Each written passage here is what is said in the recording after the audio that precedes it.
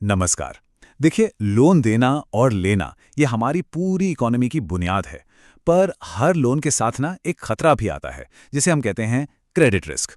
तो आज हम जरा गहराई से समझेंगे भारतीय रिजर्व बैंक के उन रूल्स को जो हमारे पूरे फाइनेंशियल सिस्टम को इसी जोखिम से बचाने के लिए बनाए गए हैं। तो जरा सोचिए, क्या होता है जब कोई बहुत बड़ा लोन डूब जाता है। ये सिर्फ एक बैंक या एक कंपनी का नुकसान नहीं है, नहीं। इसका असर एक झटके की तरह पूरी की पूरी अर्थव्यवस्था पर पड़ सकता है। मतलब एक के बाद एक कई कंपनियां इसकी चपेट में आ सकती हैं। और ठीक यहीं पर एंट्री होती है भारतीय रिजर्व बैंक यानी आरबीआई की। आरबीआई वो रेगुलेटर है जिसकी जिम्मेदारी है कि फाइनेंशियल सिस्टम मजबूत और सुरक्षित बना रहे, ताकि किसी एक की गलती की सजा सबको ना भुगतनी पड़े। तो चलिए समझते हैं इसे विस्तार से। हम बात करेंगे कि बैड लोन्स का जोखिम असल में है क्या, ये नियम किन के लिए हैं, हितों के टकराव को कैसे रोका जाता है, डिफॉल्ट से बचने के क्या तरीके हैं, ये डिजिटल रिकॉर्ड क्यों बनाया जा रहा है, और आखिर में ये सारे नियम इतने ज़रूरी क्यों हैं।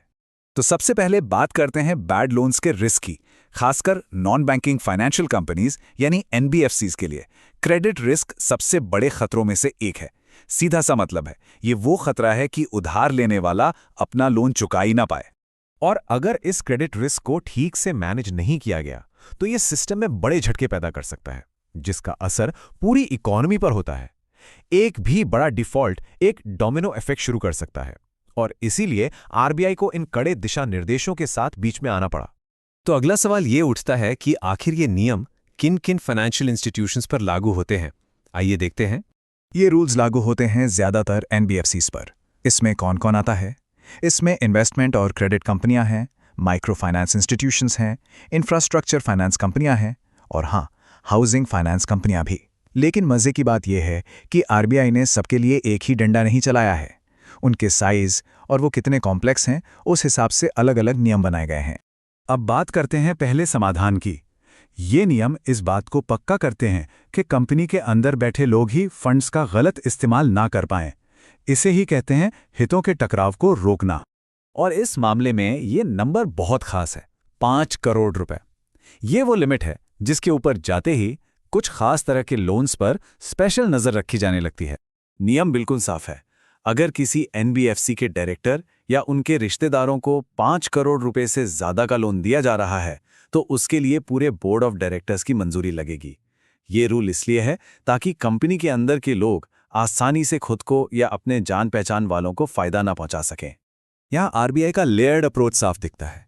जो बड़ी यानी मिडिल लेयर की एनबीएफसीज हैं, उनके लिए नियम बहुत सख्त हैं, बोर्ड की मंजूरी जरूरी ही है। वहीं जो छोटी यानी बेस लेयर एनबीएफसीज हैं, उन्हें एक बोर्ड अप्रूव्ड पॉलिसी बनानी होगी और ऐसे लोन्स के बारे में बताना होगा, लेकिन उन्हें थोड़ी ज्यादा फ्लेक्सिबिलिटी दी गई है।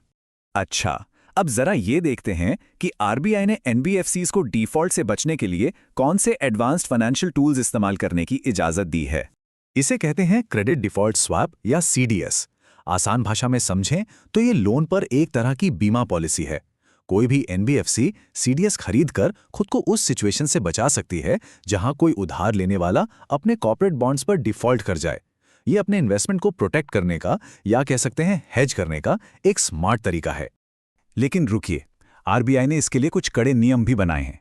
पहली बात, एनबीएफसीज सिर्फ प्रोटेक्शन खरीद सकती हैं, बेच नहीं सकती। दूसरी बात, इसका इस्तेमाल सिर्फ उनके पास पहले से मौजूद कॉर्पोरेट बॉन्ड्स के क्रेडिट रिस्क को कम करने के लिए होगा, सट्टेबाजी के लिए बिल्कुल नहीं। और सबसे जरूरी बात यह कि सीडीएस कॉन्ट्रैक्ट अनकंडीशनल और इर्रिवोकेबल होना चाहिए, मतलब उसे बाद में बदला नहीं जा सकता। अब चलिए ये पता लगाते हैं कि आरबीआई एक ज्यादा पारदर्शी और जवाबदेह लेंडिंग सिस्टम बनाने के लिए टेक्नोलॉजी का इस्तेमाल कैसे कर रहा है। तो मिलिए लीगल एंटिटी आइडेंटिफायर या एलईआई से। ये एक यूनिक 20 डिजिट का ग्लोबल आईडी कोड है जो कंपनियों या संस्थाओं को दिया जाता है। इसे आप कंपनियों का आधार कार्ड समझ सकते हैं, जो दुनिया भर में फाइनेंशियल ट्रांजैक्शंस में उनकी पहचान करता है। तो ये काम कैसे करता है? मान लीजिए कोई कंपनी 5 करोड़ रुपए से ज्यादा का लोन लेने आती है, तो अब एनबीएफसी की जिम्मेदारी है कि वो चेक करे कि उस कंपनी के पास वैलिड एलईआई कोड है या नहीं। अगर एलईआई नहीं है तो सीधी सी बात है, ना तो नया लोन मिलेगा, न ही पुराना लोन रिन्यू होगा। ये एक छोटा सा नियम बड़े उधारकर्ताओं को इस ग्लोबल सिस्टम का हिस्सा बनने के लिए मजबूर कर देता है। और ट्रांसपेरेंसी की अगली कड़ी है CERSAI की रजिस्ट्री। ये उन सभी प्रॉपर्टीज का एक सेंट्रल डेटाबेस है जिन्हें लोन के बदले गिरवी रखा जाता है। इससे फ्रॉड रुकता है, जैसे कि जब कोई उधार लेने वाला एक ही प्रॉपर्टी दिखाकर अलग-अलग बैंकों या एनबीएफसी से लोन लेने की कोशिश करता है। तो अब तक हमने जो भी बातें की, उन्हें एक साथ जोड़कर देखते हैं। समझते हैं कि ये अलग-अलग नियम मिलकर एक मजबूत फाइनेंशियल इकोसिस्टम कैसे बनाते हैं। इसे संक्षेप में देखें तो ये 3 पिलर्स हैं: अच्छी गवर्नेंस, एडवांस्ड टूल्स और डिजिटल ट्रांसपेरेंसी। ये तीनों मिलकर क्रेडिट रिस्क को असरदार तरीके से मैनेज करते हैं। गवर्नेंस अंदरूनी गड़बड़ियों को रोकती है, सीडीएस जैसे टूल्स रिस्क को मैनेज करते हैं और एलईआई जैसे सिस्टम धोखाधड़ी को कम करते हैं। और इस स्लाइड पर जो लिखा है वो आरबीआई के इन नियमों का असल मकसद बताता है। पूरे फाइनेंशियल सिस्टम को बड़े झटकों से बचाने के लिए क्रेडिट रिस्क को सही तरीके से मैनेज करना बेहद जरूरी है। तो निचोड़ ये है कि ये नियम सिर्फ कंपनियों के लिए नहीं है, ये लोन देने वालों, लोन लेने वालों और कुल मिलाकर पूरी भारतीय अर्थव्यवस्था के लिए एक ज्यादा सुरक्षित माहौल तैयार करते हैं। इसका असली लक्ष्य फाइनेंशियल सेक्टर में भरोसा और स्थिरता बनाना है। और अंत में एक बड़ा सवाल जो सोचने पर मजबूर करता है, रेगुलेटर्स एक तरफ खतरे को रोकने और दूसरी तरफ उस लेंडिंग को बढ़ावा देने के बीच सही बैलेंस कैसे बना सकते हैं जिससे देश की आर्थिक तरक्की होती है। ये फाइनेंशियल रेगुलेटर्स के लिए हमेशा से एक बड़ी चुनौती रही है।